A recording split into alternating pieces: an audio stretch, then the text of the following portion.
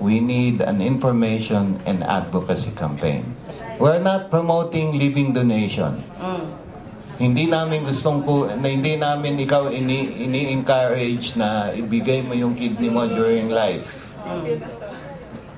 We are encouraging you that in the event you die in a particular way, which is brain death, usually traumatic, violent death, and so on, okay, accidental deaths, that after you are dead, you say, I wish kung merong kailangan kayo sa katawan ko, gamitin nyo for transplant.